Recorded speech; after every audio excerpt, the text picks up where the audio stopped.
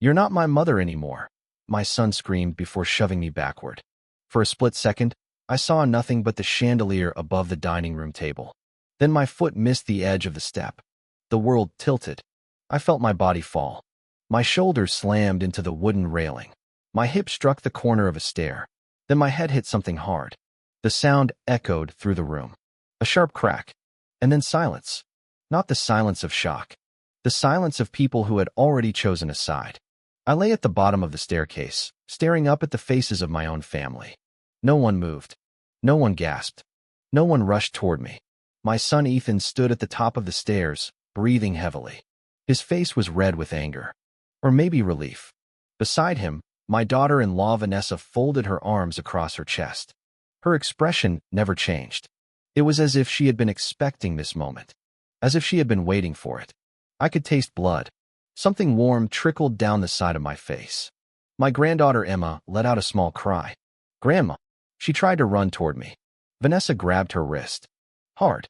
"Stay where you are." The girl froze. So did everyone else.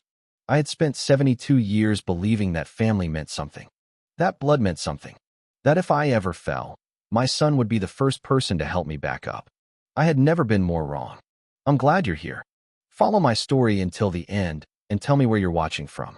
Sometimes I wonder how many mothers have sat at a table believing they were loved, only to discover they were simply tolerated.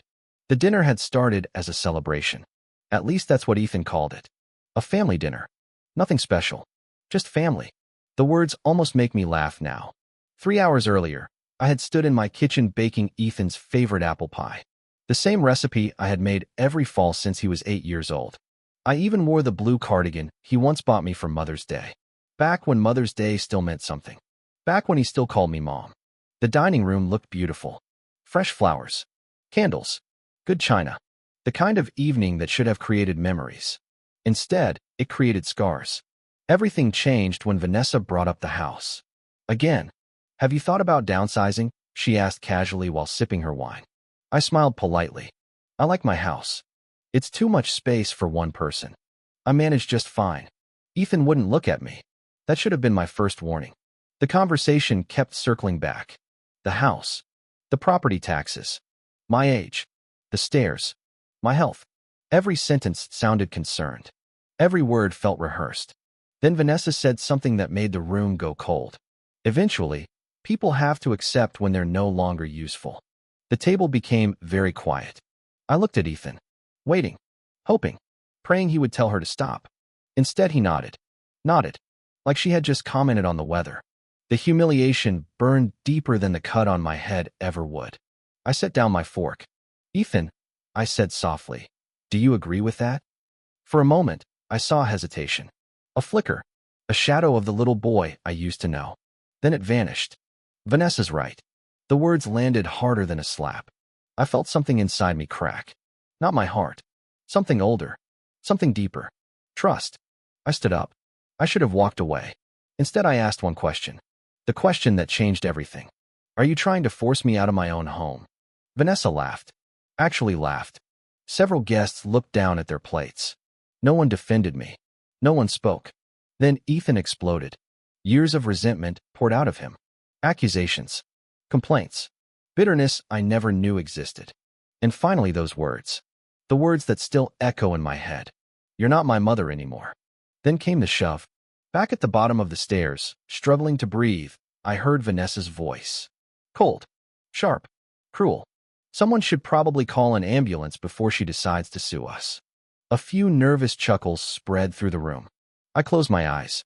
Not because of the pain. Because I couldn't bear hearing them laugh. Then something strange happened. Something small. Something nobody else seemed to notice. Two men standing near the fireplace leaned toward each other. One whispered. The other nodded. And I heard 4 words. 4 words that cut through the noise.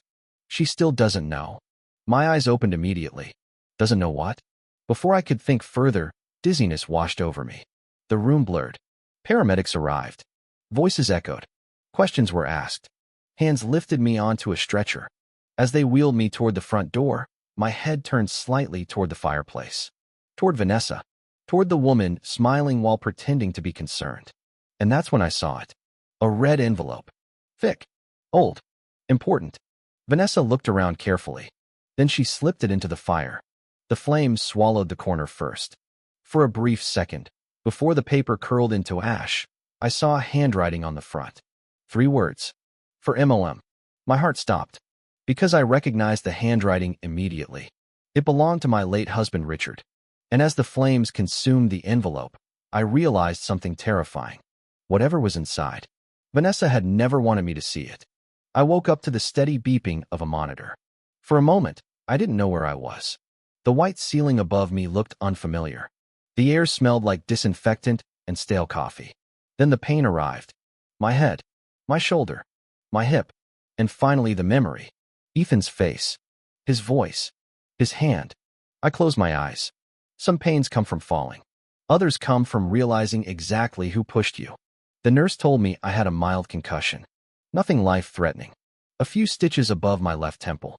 Several bruises. At 72, healing would take time. She asked if family would be coming. I smiled politely. I'm sure someone will. But deep down, I already knew the answer. Nobody came that night. Nobody came the next morning. Not Ethan. Not Vanessa. Not even a text message. I spent most of the day staring out the window at the hospital parking lot, watching strangers visit people they loved, watching husbands carry flowers, watching children bring balloons. Each visitor felt like a reminder of what I no longer had. Around noon, I finally reached for my phone. 3 missed calls, all from unknown numbers. Nothing from my son. I called Ethan first. Straight to voicemail. I waited 10 minutes. Called again. Voicemail. Again. Voicemail. 7 times. 7 rejections. By the 7th call, I wasn't looking for an apology anymore. I was looking for proof. Proof that the son I raised still existed somewhere behind the man who had pushed me down a staircase. I never found it. Late that afternoon, the door opened quietly. I expected another nurse. Instead, I saw Emma. My granddaughter stood in the doorway clutching her backpack. Her eyes were red, as if she'd been crying. Grandma. I felt my chest tighten. She was the first family member who had come. The only one. Hi, sweetheart. The moment she reached my bedside, she wrapped her arms around me and started sobbing. Not dramatic tears. Not loud ones. The kind people cry when they've been holding everything inside for too long. I'm sorry, she whispered. Over and over. I'm so sorry. I gently stroked her hair. None of this was her fault. But something told me she hadn't come just to apologize. She had come because she was carrying something. A secret. We sat quietly for several minutes before she finally spoke. Grandma, Dad told everyone not to visit. The words landed heavily between us. What do you mean? Emma looked down. He said you needed space. I almost laughed. Space. That was a new word for abandonment. The silence stretched. Then she said something even worse. Actually, he said you'd probably forget everything anyway. I stared at her. What? Emma's eyes filled again. He told Vanessa the concussion might help. He said maybe you wouldn't remember exactly what happened. For a moment, I couldn't breathe. Not because I was shocked. Because I realized they weren't sorry. They were hopeful. Hopeful that my injury would erase their guilt. The humiliation burned hotter than ever. I turned toward the window, trying to steady myself, trying not to let Emma see the tears gathering in my eyes. That's when she quietly added something else. Something that made my heart stop. Grandpa mailed you something before he died. I slowly looked back at her. What did you say? Emma swallowed hard. A letter. Every muscle in my body tightened. A letter. Immediately, my mind returned to the red envelope burning in the fireplace. The handwriting. Richard's handwriting. A few weeks before he passed away. How do you know? Emma hesitated, then reached into her backpack. She pulled out a folded photograph. It had clearly been taken on a phone. The image showed Richard sitting at the kitchen table, writing. Beside him was a red envelope. The same red envelope. My hands began to tremble. I took that picture because Grandpa looked happy that day, Emma said softly. He told me he was finally fixing something important. Fixing something important. The words echoed inside my mind. What happened to the letter? Emma didn't answer immediately. She looked toward the door, as if afraid someone might walk in. Then she leaned closer and lowered her voice. Dad made me lie. The room suddenly felt colder. What do you mean? Tears rolled down her cheeks.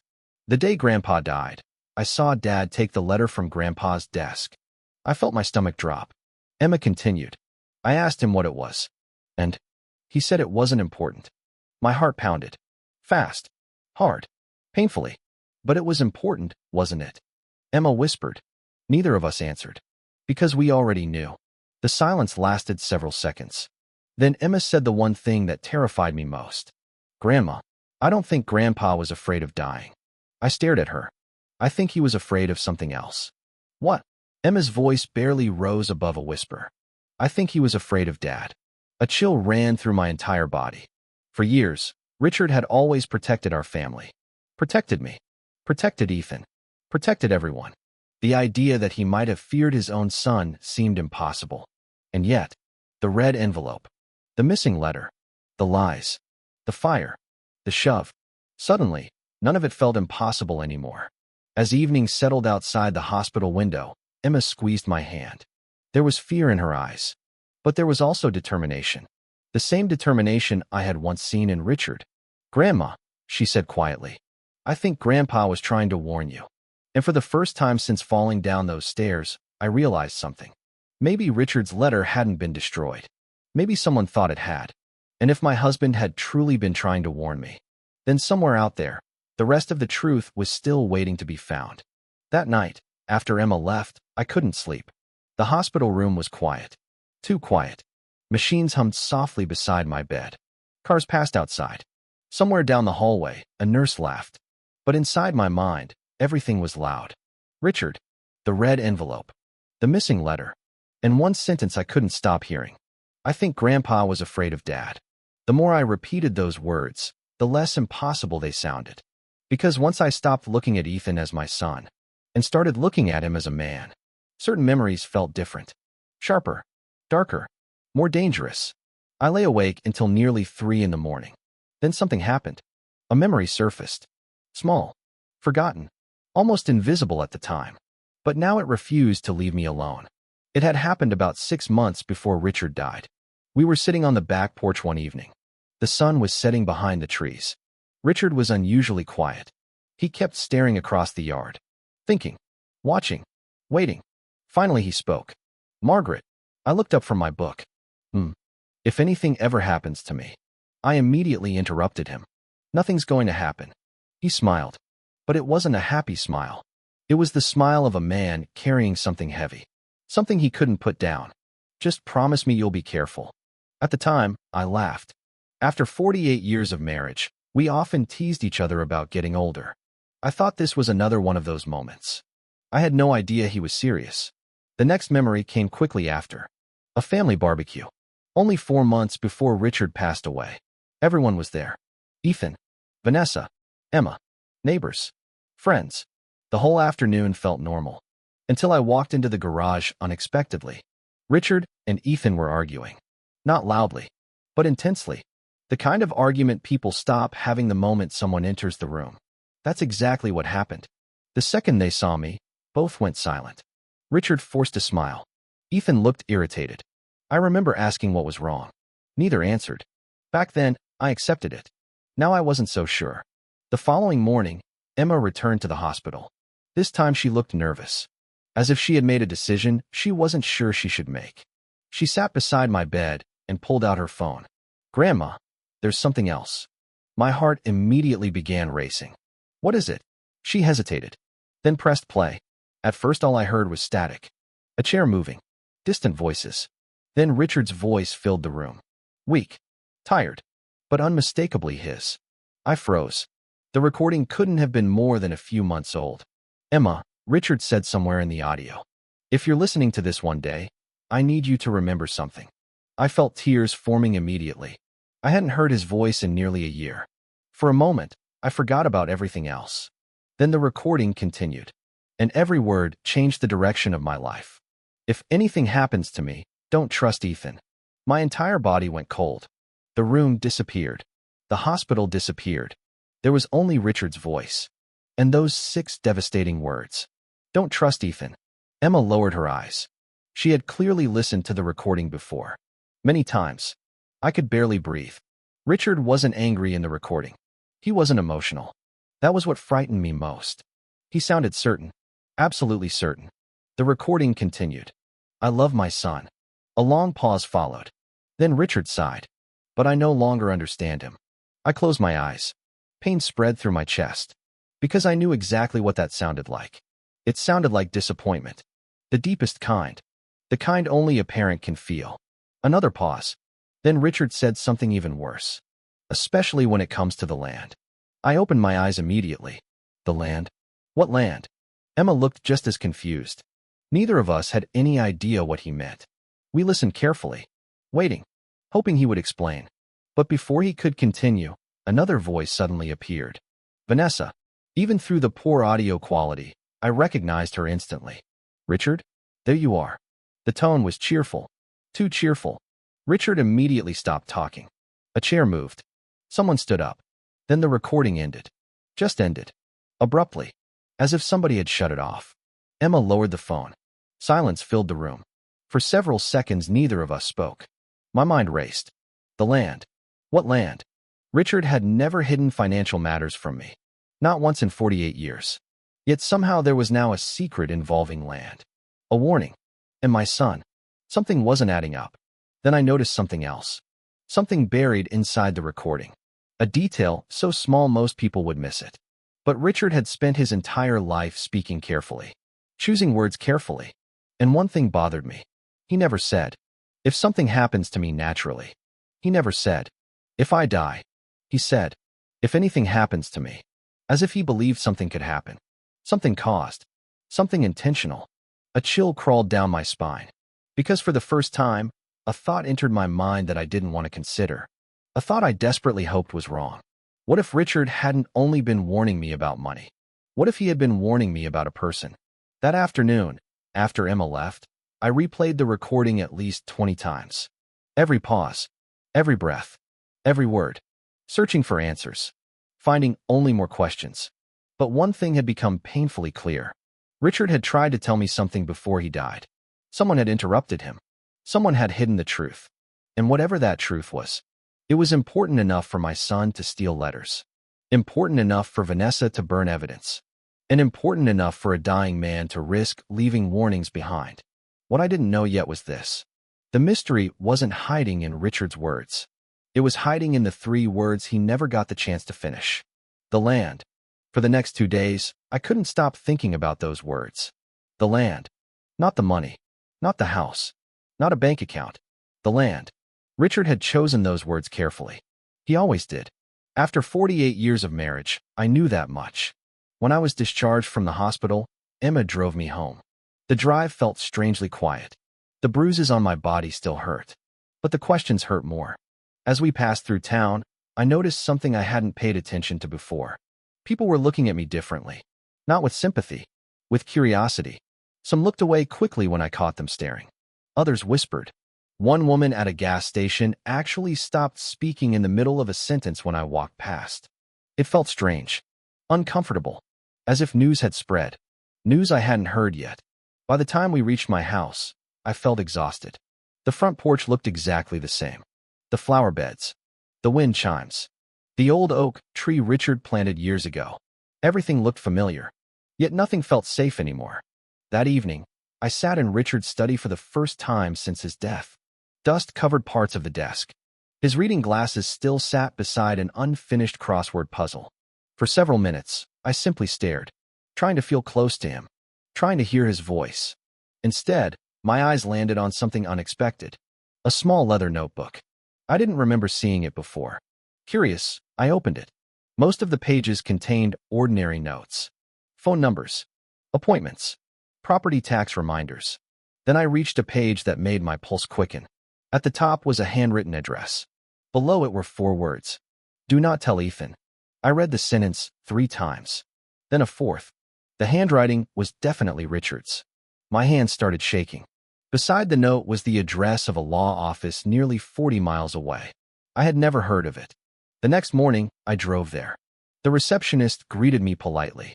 When I explained who I was, her expression changed immediately. Not surprise. Recognition. As if she had been expecting me. That feeling alone made my stomach tighten. A few minutes later, I was sitting across from an attorney named Charles Bennett. A man in his 60s with silver hair and tired eyes. The moment I introduced myself, He looked uncomfortable. Very uncomfortable. Almost nervous. "I'm sorry, Mrs. Dawson." He folded his hands. "I can't help you." The answer came too quickly. Too rehearsed. My instincts immediately woke up. "Why not?" His eyes shifted toward the window. Then back to me. "I'm simply not able to discuss certain matters." The room fell silent. I stared at him, then asked the question that mattered most. "Did my husband ever come here?" A pause. Tiny, but noticeable. "Mrs. Dawson, did he?" The attorney sighed heavily. "And that's when he accidentally revealed more than he intended. Your son specifically requested that I not communicate with you." The room went still. I felt something cold settle inside my chest. My son. Again. Always my son. What right does Ethan have to make requests regarding my husband's affairs? The attorney didn't answer. Because he couldn't. Because there was no good answer. I left the office more confused than ever. But not empty-handed. As I walked through the parking lot, a young woman hurried after me. One of the office employees. She looked nervous. Almost frightened. "Mrs. Dawson?" I stopped. She glanced around before speaking. "I shouldn't be doing this." My heart immediately accelerated. "What is it?" Without another word, she slipped a folded document into my hand. Then walked away. Just like that. No explanation. No goodbye. Only fear. I waited until I reached my car before opening it. The document appeared to be a property record. At first, it made no sense. The address was unfamiliar. The county was unfamiliar. Everything was unfamiliar. Then I saw the size. 40 acres. I blinked. Read it again. 40 acres. A large piece of undeveloped land located nearly 2 hours outside Columbus. The listed owner stunned me even more. Richard Dawson. Only Richard Dawson. Not Ethan. Not Vanessa. Not anyone else. Richard had purchased the property 20 years earlier. And somehow, I had never known. My heart pounded harder with every page. There were maps, tax records, ownership filings. Everything appeared legitimate. Then I reached the final page, and the blood drained from my face. Attached to the records was a pending sale request. Someone was trying to sell the property. Someone had already begun the process. My eyes immediately dropped to the signature line. The name sitting there felt almost unreal. Ethan Dawson. I stared at it, unable to move, unable to think. My son was attempting to sell land he didn't legally own. Land that belonged to Richard. Land Richard had specifically hidden from him. Suddenly, every piece of the puzzle shifted. The warning, the missing letter, the recording, the red envelope. Nothing looked the same anymore. Because this wasn't about family disagreements. This wasn't about inheritance. This wasn't about old resentments. This was about something Ethan wanted badly enough to lie for. Something Vanessa was willing to destroy evidence for. And something Richard had gone to great lengths to protect.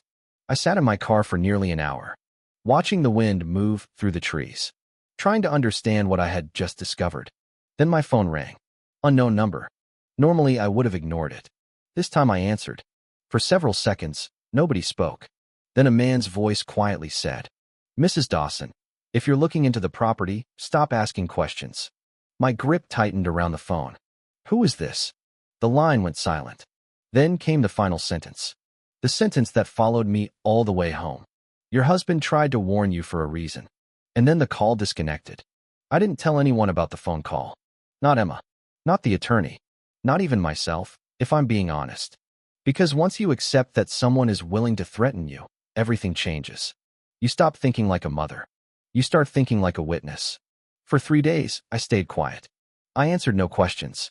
Made no accusations. Took no action. At least, that's what Ethan and Vanessa believed. The truth was much different.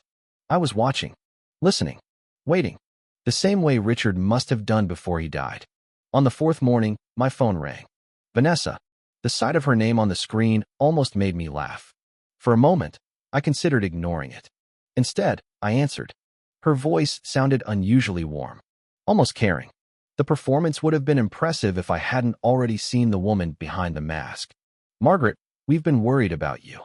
The lie came effortlessly. I stared out the kitchen window. "Have you?" A brief pause.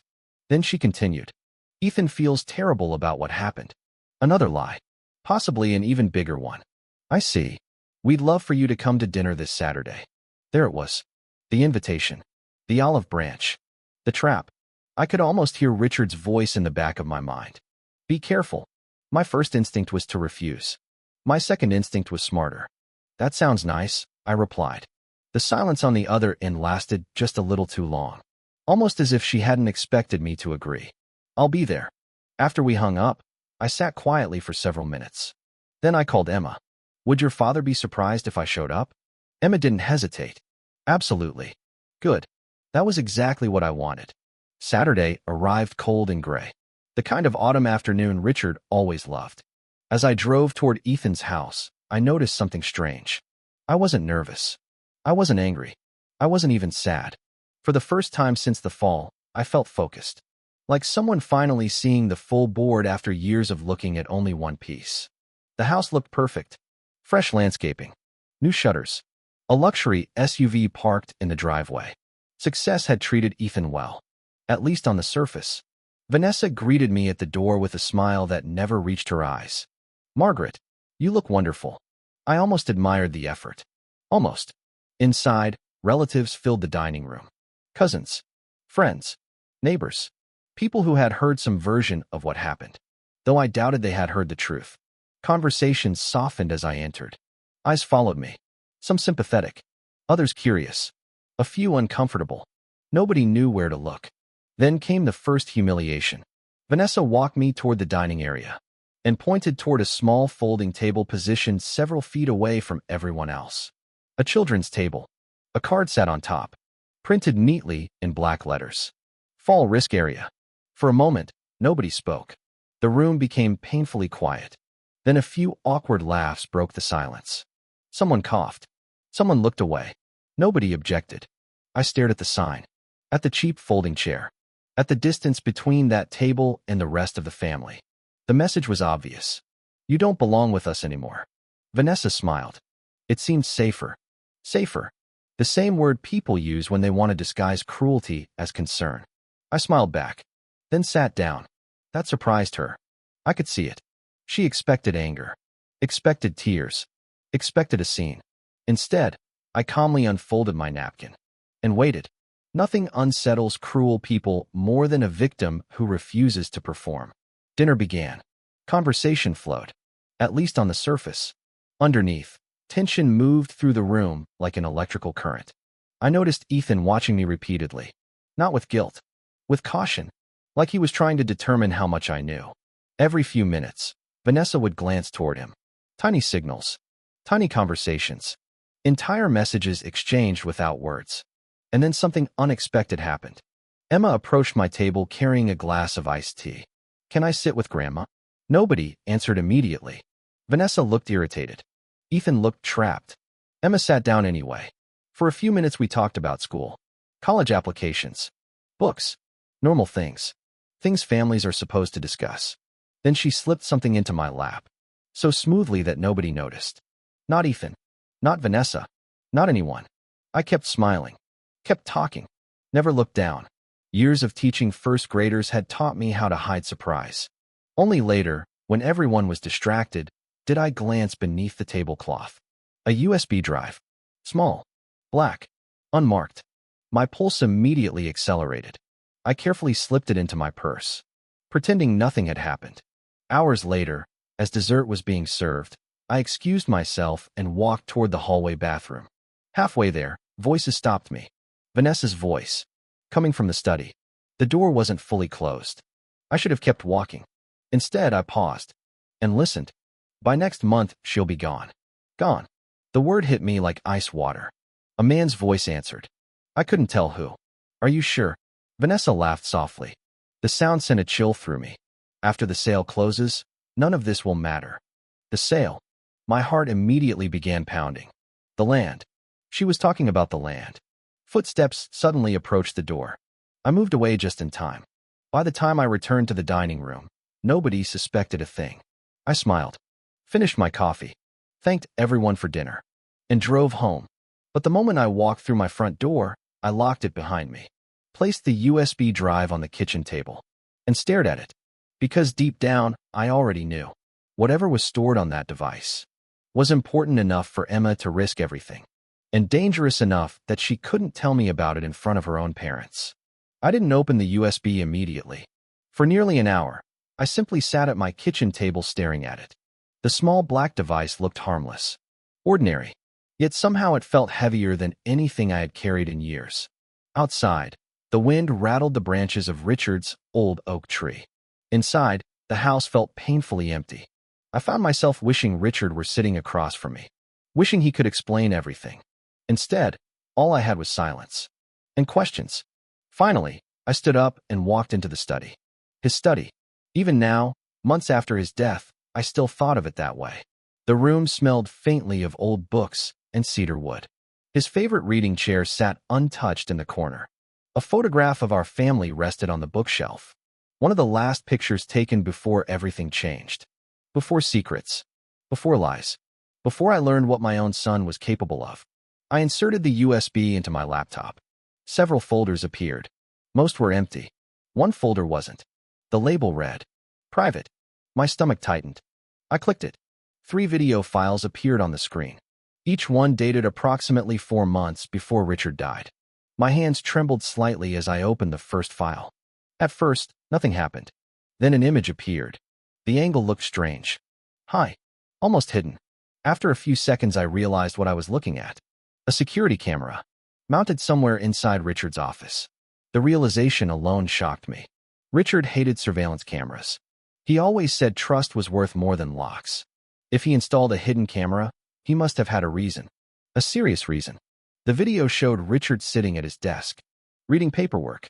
Several seconds later, the office door opened. Ethan entered. Immediately, something felt wrong. There was tension in the room before either man spoke. The kind of tension that had existed long before the recording began. Neither smiled. Neither greeted the other. Ethan placed a folder on the desk. "Just sign it." His voice was cold, impatient. Richard didn't even look at the folder.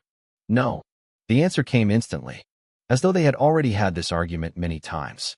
Ethan's jaw tightened. "You know this has to happen." "No." Again. Firm. Final. The silence that followed felt uncomfortable. Dangerous. For a moment, nobody moved. Then Ethan leaned forward. "I've already promised people." Richard finally looked up. His expression surprised me. Not fear. Not confusion. Disappointment. The deep disappointment of a father watching his son become someone he no longer recognized. "You promised something that wasn't yours to promise." The room fell silent. My pulse quickened. The land. They had to be talking about the land. Ethan rubbed his face aggressively. Frustration poured out of him. "You don't understand." "No," Richard replied quietly. "I understand perfectly." The next words made my blood run cold. "You want something you haven't earned." For several seconds, Ethan simply stared at him. Then his voice rose. Not into a scream. Something worse. Controlled anger. The kind that hides beneath the surface for years. "I built everything after you retired." Richard shook his head. "No." Another pause. Then Richard delivered a sentence that seemed to wound Ethan deeply. "You spent your life believing everything belongs to you." The look on Ethan's face frightened me. Not because he appeared angry. Because he appeared entitled. As if he genuinely believed Richard was betraying him. The argument continued for several minutes. Back and forth. Pressure. Refusal. Pressure again. Every word revealed a side of Ethan I had never seen before. Or perhaps never wanted to see. Then came the moment that changed everything. Ethan slammed his hand onto the desk. Hard.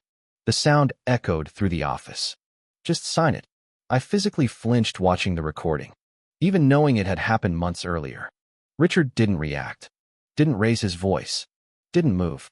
He simply looked at his son and slowly pushed the folder away. "No." One word. Nothing more.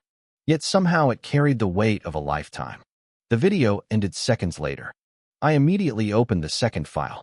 The timestamp showed 2 weeks later. The same office. The same desk. The same tension. Only this time Richard was alone at first. Reviewing documents. Writing notes. Then the door opened. And Vanessa entered. The moment I saw her, my stomach dropped. She smiled warmly. Too warmly.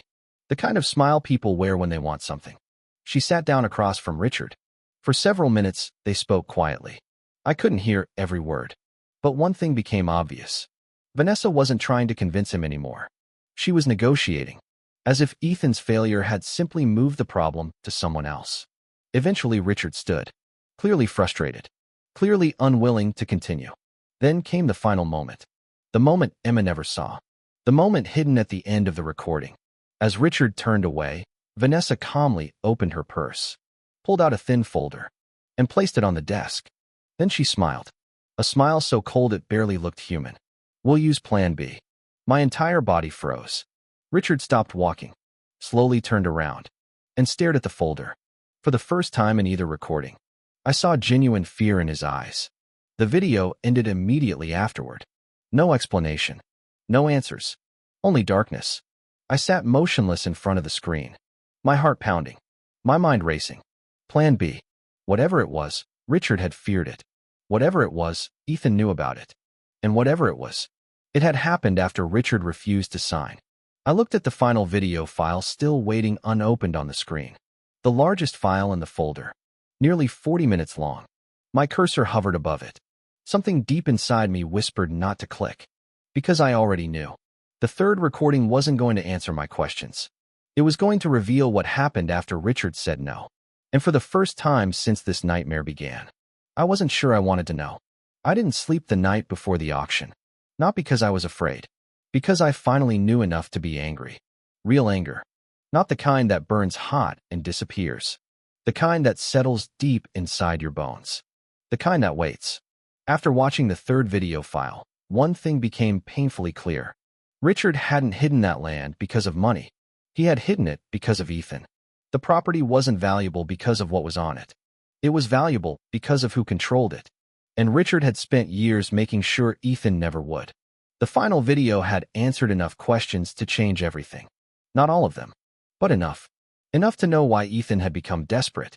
Enough to understand why Vanessa kept talking about the sale. Enough to see exactly how far they were willing to go. The auction was scheduled for 11 o'clock Saturday morning. A public event, open to investors, developers, business owners, even local reporters. Ethan wanted witnesses. He wanted legitimacy. He wanted people to believe the property was already his. By 10:30, the conference hall was nearly full. Rows of chairs stretched across the room.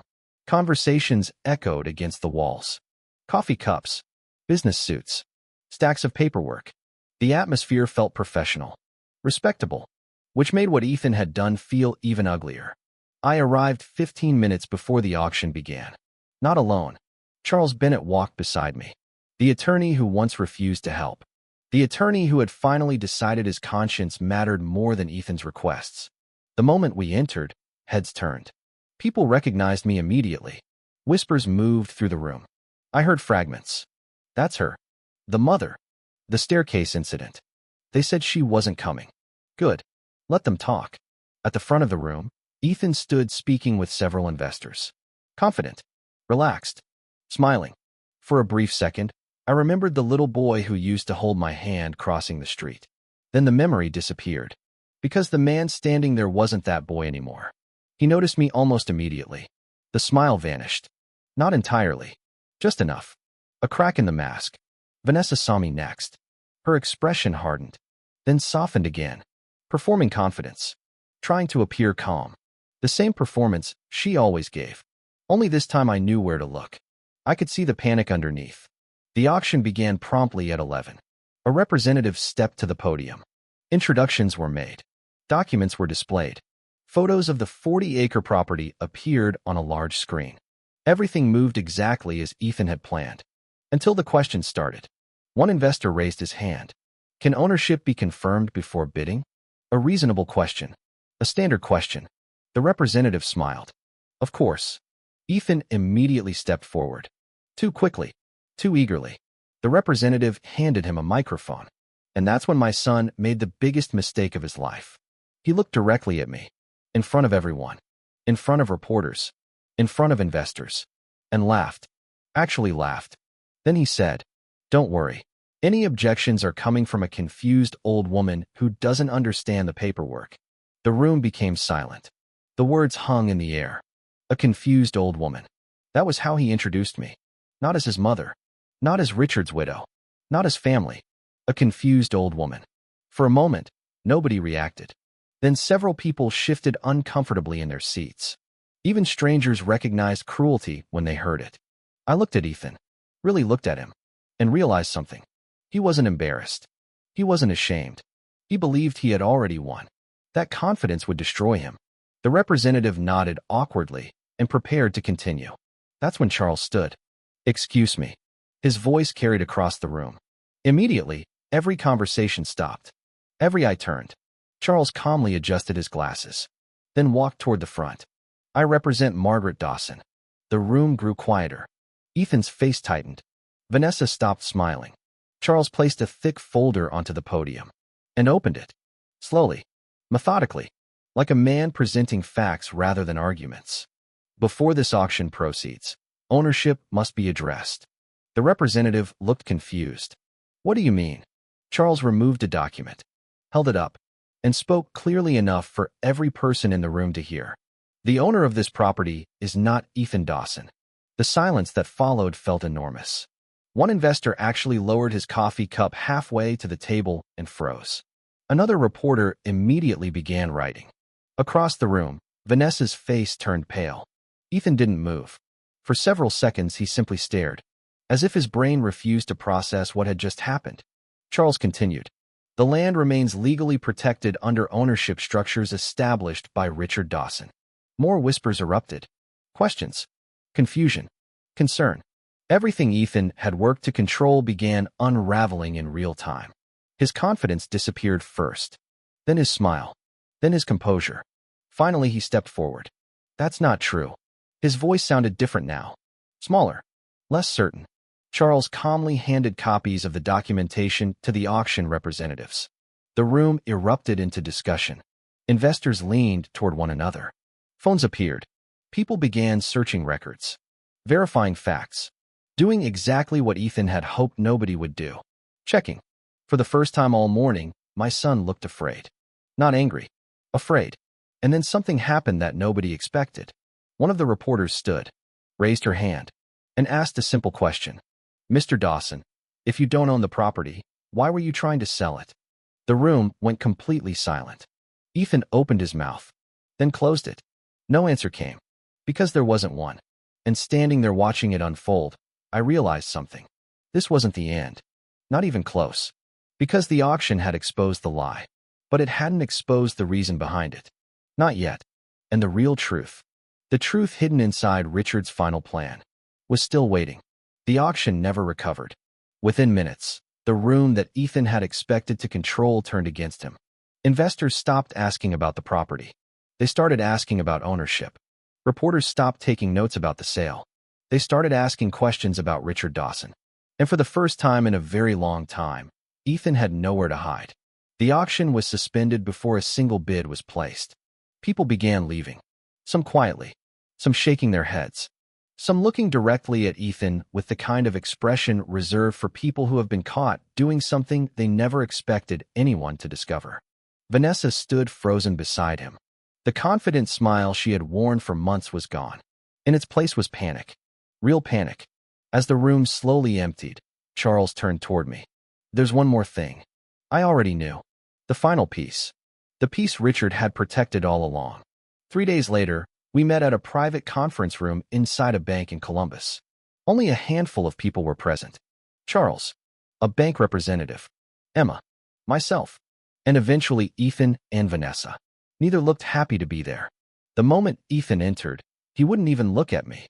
That hurt more than I expected. Not because I wanted his attention, because once upon a time, he would have run into my arms. Now he couldn't even meet my eyes.